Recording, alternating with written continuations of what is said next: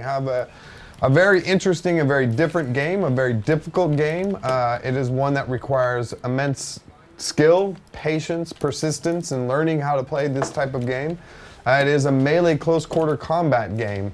What does that mean? Well, think about a first-person shooter game and the competitiveness, the multiplayer aspect of those types of games where it's a team game. Think Battlefield, Call of Duty, etc., Halo, etc., etc. So you have this kind of game, but instead of guns, you have swords, and you have shields, and you have spears, and you have axes, and you have this game that's set in the amazing world of the Viking Age. And it's all steeped in historical factness. I mean, it's hard to be historically accurate when you have a time period that's a lot of mystery behind it. But we've done the best that we could. And so we have this amazing game that takes the Vikings and it pits them against the Saxons. The Vikings actually attacked the Saxons and raided England, and the Saxons were quite a large group of people that had immigrated from Germany, from the Germanic tribe. But enough of that history boring stuff.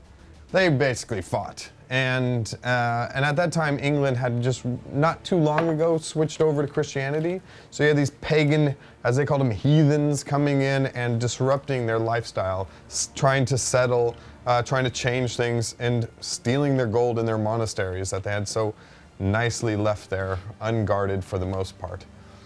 So we've based a game around that and created this multiplayer competitive game that puts you really close and intimately next to your enemies, puts you in a situation where you have to, it is a brutal fight. It is an experience that's very, very different than you find in most multiplayer games. And I would almost I would almost challenge to say that this is probably one of the best, if not the best, melee combat game that is out right now. The graphics are incredible. As you can see right now, you're looking on the screen. You can see John is playing right now, actually, with some of the clans. And what you have is a game that's really, really just designed around that intimate combat and trying to bring people closer to that experience at that time. Of course, it's not going to be exactly how it was, but we feel like this is a really good interpretation where technology is at right now, how close we can take you to this experience. So we have a lot of things in this game. Trying to figure out where to start because there's just so much stuff, and I want to try and get everything across to everyone. But what we have, I just want to show off my shirt for a second. So what we have is, I'm going to show you guys the menu. So just kind of start off. We actually have this really, we feel pretty in-depth customization system set up. So, not only do you get to fight against other players and you get to have this really awesome close quarter melee combat, but you also get to create your own kind of style of characters. And this is one of the ones that I've created. I call them my Superior, because I'll just go in and show you. So we have different classes. And so one of the class types that we have is called a warrior. And so he's basically your all-around character. And that's how you're going to define the basis, the foundation of your custom class that you will progress to and be able to unlock and create these. So you have Skirmisher as well, and he's the more light guy, the nimble guy.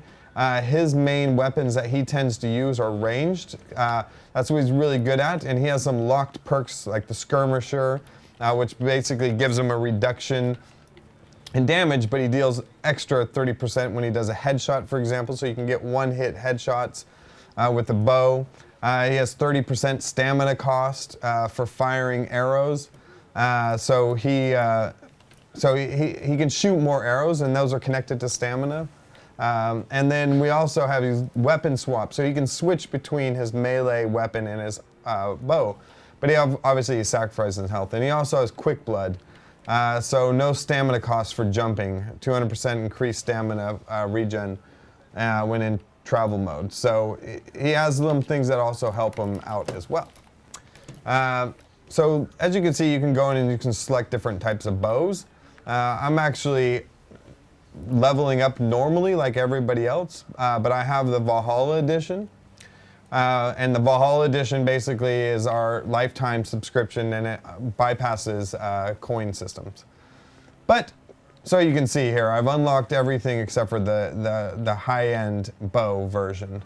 But you can select one of these bows. We have long bows, and then we have a regular hunting bow. And they have some small differences, but hunting bows you want to take if you want to get in close to the action. Long bows you want to stay back further. They're better for long range shooting. And then we have secondary weapons, so you can select a secondary weapon. And we have lots of different swords. And he is limited. He already has the axe, so let me just select a bow, because then I can show you the different axes. And we have this really cool editor. It shows a lot of difference. Now, a key thing that we've done in this game is we've tried, well, actually, I think we've succeeded, actually, I'll say, in making sure that our game is never about unlocks. So we had this tagline for our previous game, War of the Roses, and I think it is very applicable in War of the Vikings. The skill is not an unlock. And what we mean by that is that you're not working to get an unlock that's going to give you a boost in damage and power. All the weapons are equal, but they just look different. And that's so that you, as a fighter, can show off your skill because you've leveled up. You have experience points, and that gives you a status, prowess. And that is exactly how it was back in that time period as well. So it fits in really nicely with how things were in that timeline. And of course, there were some differences in quality, but overall, most of the weapons were fairly the same. It was the same blacksmiths, a lot of the same material, and basically these guys ornamented their weapons, especially if they were doing really well and they had high skill levels. They were winning and they were earning a lot of money. So they basically would spend it on lavish things. Think of rappers nowadays. It's kind of the same thing. I mean, Vikings actually would actually groove out spaces in their teeth and put blue paste in it. I don't know why they didn't think of putting like diamonds and gold, but I guess that was something that came a little bit later into the modern days. But they did different things, like they would inlay their weapons with silver and gold and brass to really just stand out. So anyways, we've done that in the game, and we've kind of tried to bring that essence of that time period out. So now I'm going to switch to the champion. Actually, I'll just switch to the champion in this one. Can you, I'm on. Okay, so the champion, he's kind of like our heavy. He's our Bowser, if I may, if you're thinking Mario Kart kind of balancing. He's bigger, he's stronger, he has a damage reduction, but his stamina regenerates slower. He is able to swing, parries and blocks aren't interrupted by ranged weapons, so he's, if somebody's shooting him with an arrow, it's not going to, slow him down because he's a brute. He's about strength. And then you can customize perks on all of them. So as you can see, on this one, for this guy, I wanted him to be a real powerful champion character.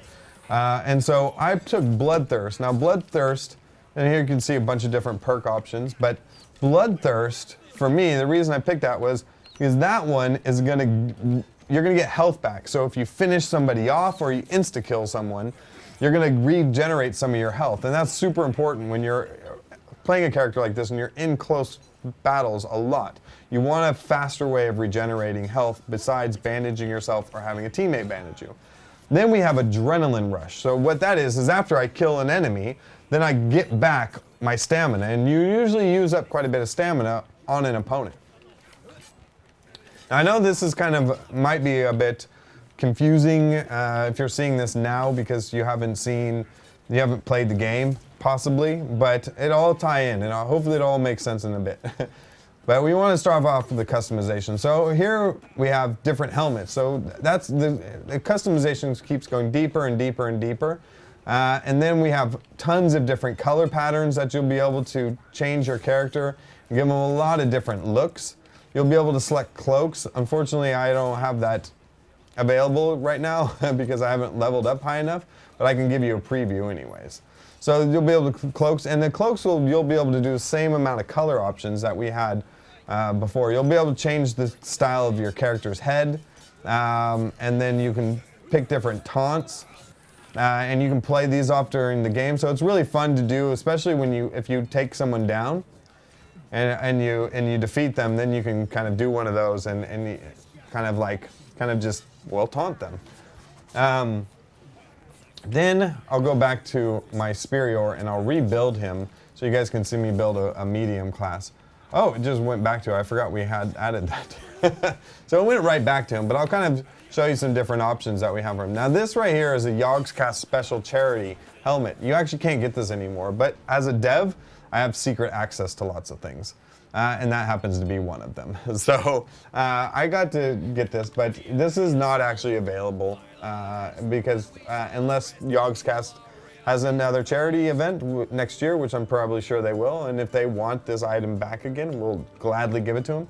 It was made special for them, so it was specifically for that actual event. And then here you have the different styles of weapons, and then you have different versions. So we have, gold inlaid ones to kind of bring out, give it a higher quality. So you can kind of shape the look of your warrior.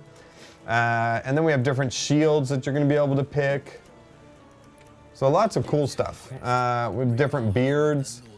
So you'll have different beards, and that's different between the two factions. So the Vikings, if I can just switch right over, and here's my Viking version. So when you're building these, all the stuff on this side is specific to both factions. So whenever you jump in, if there's no space on the Viking team or vice versa on the Saxon team, then you can you'll get the same kits, the same perks and stuff. It's just your looks that'll be different, and that's kind of tie into that specific faction. So there's some unique identities to them, and then they have also different beard options. But since I'm such a low-ranking guy, I can only get this beard. Then we have fun stuff. We have different colors for the beards, but if you want a gray beard and you want to show that you're a badass, you've lived through a lot, you have to be level 60. We've locked that. So if you see guy with a gray beard, be very cautious, especially if you're just started playing. But then the Vikings have a lot of different colors. Right now, most of it's, we've tried to keep it selected cool versus warm, mostly because it was a nice way to help differentiate the two teams. And that's the reason we did it, and kind of give some variety so that you don't see a Saxon and Viking with the same color palette, identical. Same with the helmets are different, and the faces are different, and the beards are different, but the taunts and the cloaks are identical. Until we add more, which we do plan to do.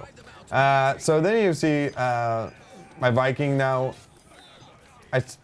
You can pick lots of different spears as well, but here's a cool thing about this class right here, the warrior. So the warrior this class is kind of like he's the jack of all trades. So he has a perk called Jack of all trades, conveniently.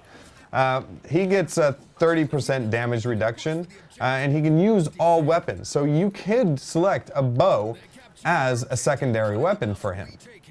Now, this kind of gives you some unique options, but I already have one that's set up like that, so I'm going to go over to him and I'm going to give this gentleman back his spear, because I like that as an option. But I have my Archer, which is my Archer Warrior. As you can see, I like to combine different names. Okay, I'm getting told to speed it up. But I'll go really quick. He's a really interesting guy. So what I did was I gave him Hard Hitter, so that he recharges his melee swings a bit tighter, because I want to be getting close with him. The goal with this guy is to be in really close and really kick some ass. So then I have Adrenaline Rush, so that I can regenerate my stamina, since I don't have the better stamina regen that the Skirmisher has, because when I use my bow, I want to try and get that back if I kill somebody off. But the key thing about this guy is his flaming arrows. Now, you kind of think flaming arrows, that's kind of corny, but what we've done is we've nicely balanced this, and I really like this about our game, is that the arrow, if it hits a person, it just goes out, and it does normal damage that any arrow does. The really cool thing about this is that if you hit shields and you get 2 in a shield while the shield's kind of on fire a bit, you'll shatter your opponent's shield, making defense much, much harder for them. So it's really a great strategic thing to do in the middle of melee fights, and get in there and try and use that to kind of like throw off your enemy's defenses.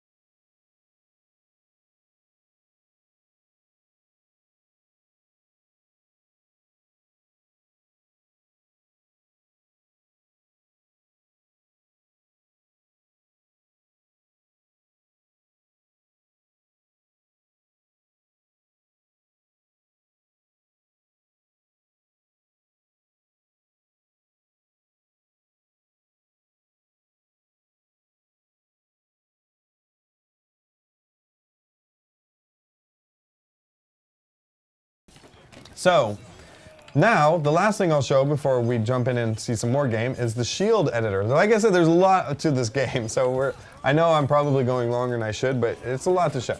So basically, we have a shield editor, and in this shield editor, you're going to be able to change a lot of different things. So you'll be able to change the different colors for the base texture, and if I select none, you'll see here's just the base level, and that's what you'll start off with your new player. You can change any of these colors, whatever you want to do. Then you can pick an overlay. So I'll pick a different color. So I'll just go with something simple like a light blue. Then you can pick that and you can design your shield, the first layer. So we'll go to the one that I had because I think it's really nice and I like it.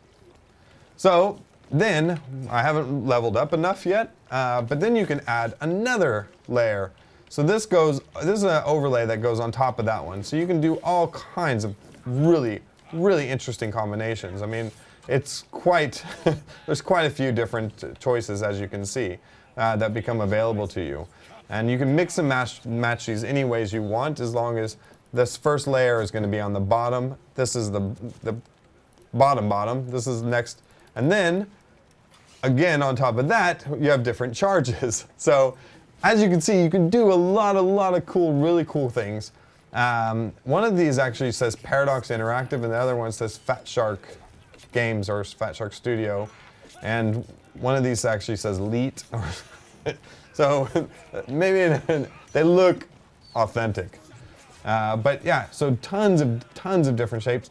And to make it even crazier is that the charges and the color palettes are different per faction. So you have to design one for each, which sounds a bit daunting, but it's a lot of fun. You can just waste way too much time like I'm already doing into this. But as you can see, the charges also are different, but the base patterns are identical between the two factions.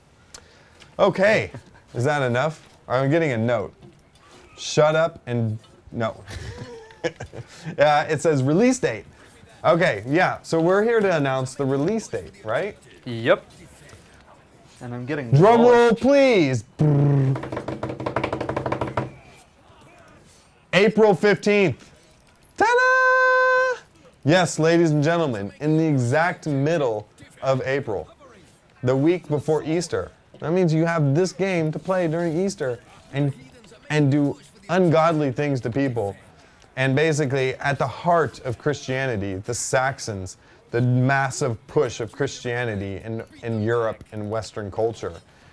I mean, of course, the Romans pushed it, but then England, you guys gotta admit, you kind of went overzealous with it, and same with Spain then, and then France, and you get the picture. So anyways, there you go. That's the customization system as quickly as I probably could have done it quicker, but you know, I'm a dev. I like to just talk about the stuff that I've been working on. It's very fun to get to like share with people what you've been working on, and then there's a huge team. I would like to actually thank the Fat Shark team. Those guys were the publisher, but you know, we've worked together very closely on this title, so I would say that we're much closer than normal relationships, and there's a really good synergy between us and the team, and we're there every morning, and we all have a scrum together, and we sit down and share what we're doing during the day, and then we sync, and then we go on to our respective tasks. But they're an amazing talent. There's 13 guys over there, and then there's me, and then a couple other producers over this team. We had a gentleman, Patrick Berryland. He was a producer on the team as well, working closely with Fat Shark, and he went on paternity leave. In Sweden, they're gone quite far and advanced with, you know, equality among parents and allow the fathers to take time off. So he just recently went on, so hello to Patrick if you're watching this, if you're not like asleep because your daughter wore you out.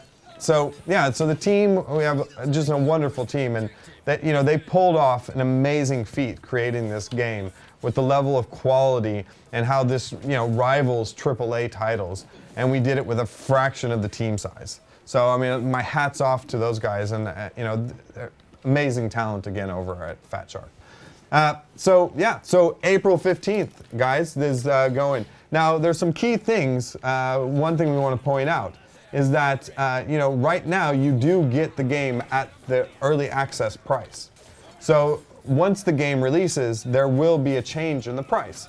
So the game will go up by $5.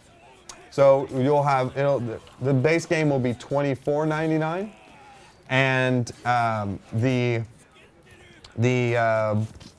Blood Eagle edition will be $34.99, and then the Valhalla edition, for those what's a Valhalla edition? Think Blood Eagle is the deluxe edition, and Valhalla is the mega edition. What that does is that's going to give you, like I showed you, you don't have to pay for coins. You earn coins while you're in the game. As you can see, I've earned 12,473 coins. But you bypass that, and you don't have to use those coins that you earn in game to get access to the items. And you get all new content that comes out with the game. And I will say, I'm not going to say what it is, but I will say that we already have in the works our first new content update that we will be releasing.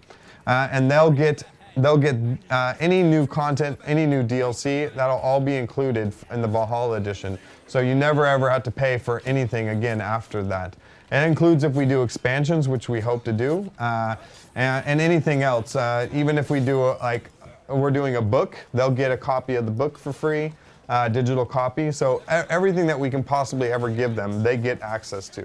And I think it's a different and unique option. It kind of takes season passes to the next level. And just killed myself by going into the water whilst having an epic fight. So should I join the game, Matt? Actually, I and think play the as server's well? full, to be honest. Oh, can you kick someone? I'd rather not. The game's going on pretty well now. We're soon finished with this match, though. They're kicking our ass. All right. Should I take questions, Matt? Did I forget one of my points? No. GG. Okay, I'll just jump into any old server. I will go play with random people. Let's see. I will go into this Conquest server. Now, there's a upside to being the dev is that sometimes I get access to cool stuff before other people, and I get to go and flaunt it in the game. Other things is, people know who you are, and they like to ask you questions, and you kind of feel, liked and well known, and kind of it's a cool feeling. But also the downside is that when I get into servers, the people on the enemy team, they really want to kill me. They really want to, kill the dev. I mean, I know exactly how they feel. I wasn't always a dev, but it's kind of a fun. It's kind of it makes life very difficult to be a dev, and people know it because they go way out of their way to make sure that they just humiliate you and kill you. And there's people that are really good in this game, like that guy who just basically kicked my butt. There's a slot for you now, Gordon, if you want to join. Oh. You get to play with IG. Oh no, they hack. I'm kidding. No, I'll totally take that back. I don't mean like they use hacks, because now we have anti-cheat. But they're too good at the game, so they're the type of people that they're so good that you wish they were hacking so that you felt less embarrassed by your kind of humiliating defeat.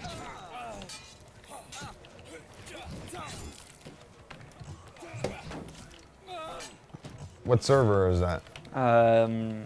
It's called, I just remembered that you don't even know the password, so never mind. Passworded? Yeah. Here, come in and type it in.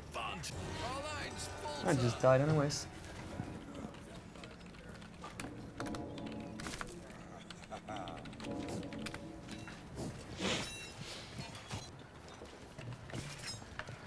So, what's some interesting anecdotes from the game or some development time? I mean, some weird things that have happened. If you want to describe something, you can talk about the combat itself, because that's handled pretty interestingly, in my opinion. Wasn't able to connect. Where is that? Oh, really? Managed to miss that attack. It's iffy with the hitboxes there. We're actually joined by a Fat Shark developer, Liam. Oh. Who's in on the server. Why don't you give some things that you've have found the community really enjoy, or the things that they really feel like make this game stand out compared to other games? Well, I mean, if anything, that you touched upon the point that skill's not unlock earlier, and I think that's something that people really appreciate, that like the close quarters combat genre, because we have such a immensely detailed combat system where it can look dodgy at first when you're a new player, because it feels like, well, that should have hit or something, but it's actually just extremely detailed, which some of you people might have watched me playing here and realized that a few of my attacks that really looked like they ought to hit don't, which is why actually due to extremely precise hitboxes, and that's one of the main points that players generally experience as a very positive thing. I can't join your server. Yeah, I think Liam took your spot actually. So I'm gonna go join a different server. So Matt, if you could switch over to my screen, I'm going to show how we try and really encourage teamwork. So as you can see, when you first start a match, for every time you start it for the first time or a new round starts, you'll or new match starts actually, you'll get prompted to select into a squad. And the fun thing is actually, I'll join a different squad. You can actually change the animal icon. It's completely pointless, and there's nothing like magic about it, but it's just kind of fun. We wanted to kind of give squads a little bit of an extra flavor or feel more personal. But I'm gonna join Teal Eagle. I started calling it Teagle. So I'm joining Team Teagle, or Squad Teagle. And this game mode is Conquest. So ours Conquest isn't the same as other Conquests. But what ours is it's objective-based game mode. So you basically, it's linear, and you try to control all the control points. And once you do, then you actually will, you control the map, and you win. Basically. So, and then at the end, if nobody controls all the points by the end of the timer, then what ends up happening is that the team that owns the most control points will win. And as you can see, there's 5 control points on this map, but we have one map, and that map actually has 4. So that one could end up in a draw, but that's very uncommon. Usually one team tends to control more points than the other. But it kind of adds some variety, makes it kind of interesting. Boy. Oh, I just died. Somebody said something about me in the chat. I want to see what they say. Oh, somebody's gonna protect me with their life. See, that's very unusual. I like him. Usually they want to kill me at all cost, no matter what. So I should tell them thank you.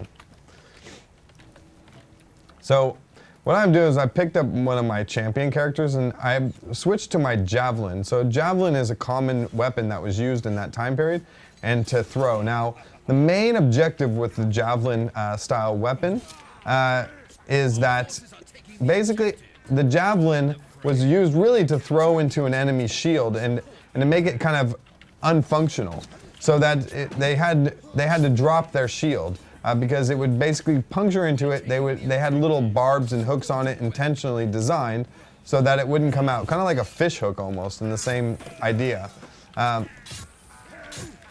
Oof, sorry, I just got into my little combat there. Oh, where did he get all that energy? So, like I was saying, so the shields drop. So this same idea in our game, if you get hit with, well, that guy got hit in the leg, so he should be limping.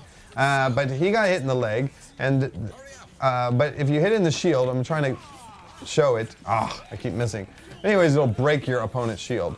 But a thing though is that's kind of temporary, because you see all these shields laying on the ground. You can actually loot and pick up a new shield.